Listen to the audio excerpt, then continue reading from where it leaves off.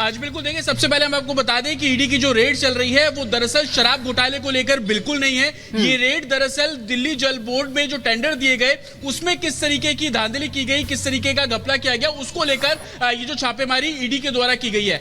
2023 में इस मामले में सीबीआई ने सबसे पहले एफआईआर दर्ज की थी और एफआईआर दर्ज करने के बाद जब मनी ट्रेल इसमें सामने आया तब जाकर ईडी ने इस पूरे मामले को टेक ओवर किया और टेक ओवर करने के बाद मनी लॉन्ड्रिंग पीएमएलए के तहत ये मामला रजिस्टर किया गया। इसमें हाल फिलहाल में जगदीश नाम के एक शख्स की अरेस्टिंग की गई। उसके स्टेटमेंट के आधार पर अभी छापेमारी की जा रही है। छापेमारी अरविंद केजरीवाल के जो पर्सनल सेक्रेटरी हैं विभव, उनके घर पर की जा रही है। साथ ही दिल्ली जल बोर्ड के जो पूर्व मेंबर रह चुके हैं शुभम, उनके घर पर ही छापेमारी की जा रही है। और इसी तरीके से तकरीबन 12 ऐसी लोकेशन बताई जा रही है जहां पर ईडी की टीम अभी मौजूद है और इस पूरे मामले को इन्वेस्टिगेट कर रहे हैं। दिल्ली जल बोर्ड में हाल फिलहाल में जो टेंडर दिए गए उन टेंडर में किस तरीके से घपलेबाजी की गई, अनियमितताएं की गई, उसको लेकर ईडी की जो सर्च है वो की जा रही है। तकरीबन 50 से भी ज्यादा ईडी के जो कर्मी हैं इस रेड में शामिल हैं और अलग अलग लोकेशंस पर रेड की जा रही है। सबसे बड़ा नाम इसके अंदर विभव का सामने आ रहा है क्योंकि विभव वो शख्स है जो कि अरविंद केजरीवाल का बेहद करीबी। अरविंद केजरीवाल के तमाम जो मैसेजेस हैं वो विभव के थ्रू ही उनके मिनिस्टर्स और बाकी लोगों तक पहुंचते हैं। दिल्ली जल बोर्ड के चेयरमैन भी अरविंद केजरीवाल खुद है। तो विभव के घर पे छापेमारी होना तो आप इस बात से समझिए कि इस केस की ग्रेविटी कितनी ज्यादा होगी। साथ ही जल बोर्ड में अरविंद केजरीवाल का रोल किस तरीके से रहा है, विभव में उसकी कितनी भूमिका है और इन्हीं सब चीजों को ध्यान में रखकर ईडी की टीम विभव के घर पर है। तमाम जो इलेक्ट्रॉनिक गैजेट्स हैं उनको वहां पर खंगाला जा रहा है। हालांकि ईडी सोर्सेज का ये कहना है कि विभव उस घर में मौजूद है या नहीं, इसको लेकर अभी ज्यादा जानकारी सामने नहीं आई है। लेकिन ईडी की टीम वहां पर मौजूद है। तकरीबन 7 लोगों की टीम सिर्फ विभव के घर पर ही है। इस बार ईडी की टीम अपने साथ जो फॉरेंसिक टीम है उनको भी साथ लेकर पहुंची है और जो तमाम जो इलेक्ट्रॉनिक गैजेट्स हैं उन गैजेट्स। लेकिन जतिन, क्या ये मान लिया जाए कि शराब घोटाले के बाद ये दूसरा ऐसा मामला है जहां पर केजरीवाल की मुश्किलें बढ़ सकती हैं, क्योंकि खुद केजरीवाल के निजी सचिव इस पूरे मामले में फंसते हुए दिखाई दे रहे हैं। ऑलरेडी सरकार के कई मंत्री जेल में हैं। तो ये जल बोर्ड में घपले का मामला, जो टेंडर का मामला है, ये केजरीवाल की मुश्किलें बढ़ाने वाला आने वाले दिनों में।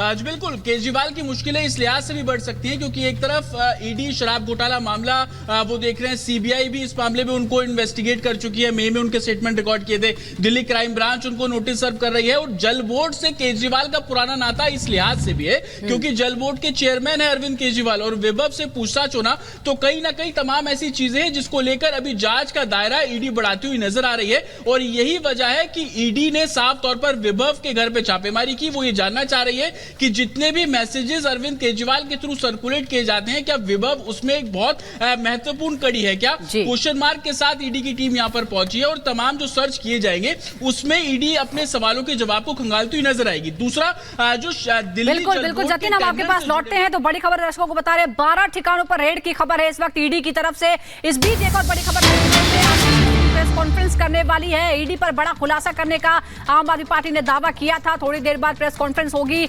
आतिशी की और आपको बता दें कि जिस तरह से लगातार टकराव की स्थिति बनी हुई है और अभी ईडी की रेड की खबर भी आ रही है। कुछ देर बाद आपकी तरफ से आतिशी प्रेस कॉन्फ्रेंस करने वाली है। उन्होंने दावा किया था कि वो ईडी पर बड़ा विस्फोटक खुलासा करेंगी और इस कुछ ही देर बाद आपकी प्रेस कॉन्फ्रेंस हो सकती है। फिलहाल इस बीच 12 ठिकानों पर ईडी की छापेमारी जारी है।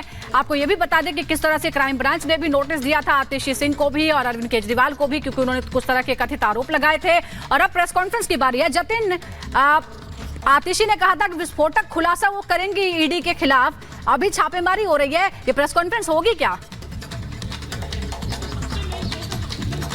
आज बिल्कुल प्रेस कॉन्फ्रेंस होगी क्योंकि आतिशी ने अपने सोशल मीडिया हैंडल से इसकी जानकारी दी थी कि वो सुबह 10 बजे आएगी और ईडी को लेकर एक बड़ा खुलासा करने वाली है। लेकिन इसी बीच ईडी की रेड जो है वो की जा रही है। लेकिन आतिशी की प्रेस कॉन्फ्रेंस कहीं ना कहीं एक्साइज पॉलिसी से जुड़ी हुई है। वो एक्साइज पॉलिसी पर वो क्या कुछ कहेंगी वो थोड़ी देर में साफ हो जाएगा। लेकिन ईडी की रेड दिल्ली जल बोर्ड में जो टेंडर्स दिए गए हाल फिलहाल में उसमें किस तरीके से नियमों का उल्लंघन किया गया उसको देखकर ईडी जो है वो रेड कर रही है। विभव के घर पर रेड की जा रही है। विभव महत्वपूर्ण कड़ी है। विभव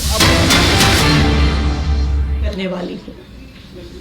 इस एक्सपोजे को रोकने के लिए, आम आदमी पार्टी को डराने के लिए, आम आदमी पार्टी को चुप कराने के लिए आज सुबह 7 बजे से ही आम आदमी पार्टी से जुड़े हुए लोगों के घर पर, आम आदमी पार्टी के नेताओं के घर पर ईडी की रेड शुरू हो गई है। हमारे सांसद और आम आदमी पार्टी के ट्रेजरर एनडी गुप्ता जी के घर पे रेड हो रही है। ऐसा सुनने में आ रहा है कि उनके पीए के घर पे रेड हो रही है। मुख्यमंत्री अरविंद केजरीवाल जी के पीए के घर पे रेड हो रही है। और अभी खबरें आ रही हैं कि शायद आज दिन भर में आम आदमी पार्टी के कई और नेताओं के घर पर ईडी रेड करने वाली है। ये क्या प्रयास है ईडी का? ये क्या प्रयास है भारतीय जनता पार्टी शासित केंद्र सरकार का कि वो अपनी एजेंसीज के माध्यम से आम आदमी पार्टी को डराने की कोशिश कर रही है, धमकाने की कोशिश कर रही है और हमारी बात को दबाने की कोशिश कर रही है। मैं प्रधानमंत्री नरेंद्र मोदी जी को, भारतीय जनता पार्टी को और उनकी एजेंसियों को जो ईडी और सीबीआई है, ये बताना चाहती हूं कि आम आदमी पार्टी आपकी धमकियों से डरने वाली नहीं है। पिछले 2 साल से इसी तरह आम आदमी पार्टी के नेताओं को डराया धमकाया जा रहा है। इस तथाकथित शराब घोटाले के नाम पर कभी किसी के घर छापा पड़ता है, कभी किसी और के घर छापा पड़ता है, कभी किसी को समन आता है, कभी किसी को गिरफ्तार किया जाता है। लेकिन इस 2 साल के इन्वेस्टिगेशन में अभी तक ईडी को कुछ नहीं मिला है। किसी भी क्रिमिनल इन्वेस्टिगेशन में 3 चीजें महत्वपूर्ण होती हैं। सबसे पहले रिकवरी ऑफ मनी, जिसकी लॉन्ड्रिंग हुई है।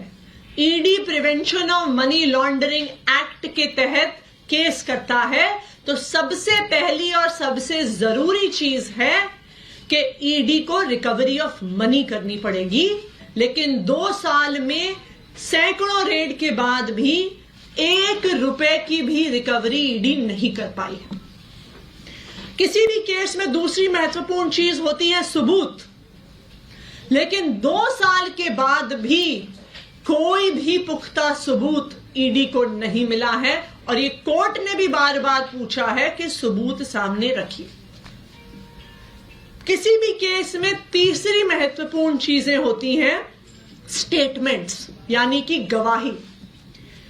ईडी का जो सारा केस है वो सिर्फ और सिर्फ गवाही पर और कई गवाहों को, कई अक्यूज्ड को सरकारी गवाह बनाकर और उन्होंने जो स्टेटमेंट्स दी हैं उसके आधार पर बना हुआ है। और आज जो मैं खुलासा करने जा रही हूं वो आपको यह दिखा देगा कि ये सारी स्टेटमेंट्स फर्जी हैं, कि ईडी ने सारी स्टेटमेंट्स में फर्जीवाड़ा किया हुआ है।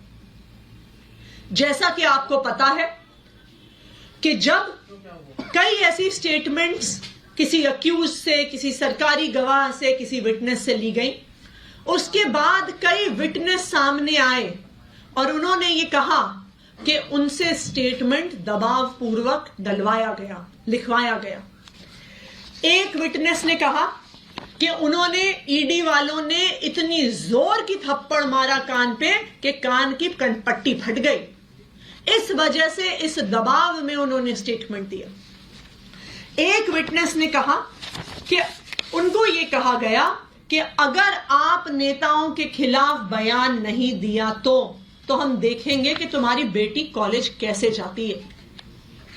एक और विटनेस को डराया गया, उसको कहा कि तेरी बीवी को अरेस्ट कर लेंगे, तेरी बीवी को जेल के अंदर डाल लेंगे अगर तुमने आम आदमी पार्टी के नेताओं के खिलाफ स्टेटमेंट नहीं दिया।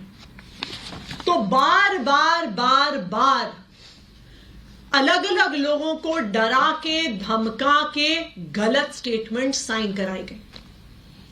अब कैसे पता चलेगा कि जो स्टेटमेंट ईडी ने कोर्ट में सबमिट करी है, क्या वो सही थी स्टेटमेंट? क्या गवाह ने कुछ और कहा था? क्या वो डरा धमका के ली गई है? इस देश में पुलिस के द्वारा, इन्वेस्टिगेटिंग एजेंसीज के द्वारा इस प्रकार का डराना धमकाना रोकने के लिए 2020 में सुप्रीम कोर्ट ने एक ऑर्डर दिया था। यह एक बहुत फेमस ऑर्डर है Paramvir Singh Saini versus Baljit Singh and others 2020 का सुप्रीम कोर्ट का ये ऑर्डर है और इस ऑर्डर के तहत किसी भी इन्वेस्टिगेटिंग एजेंसी को अपनी इंटेरोगेशन सीसीटीवी कैमरा की निगरानी में करनी होती है। इस जजमेंट के तहत यह बहुत स्पष्ट तौर से लिखा है कि यह जजमेंट ईडी पर भी लागू होता है।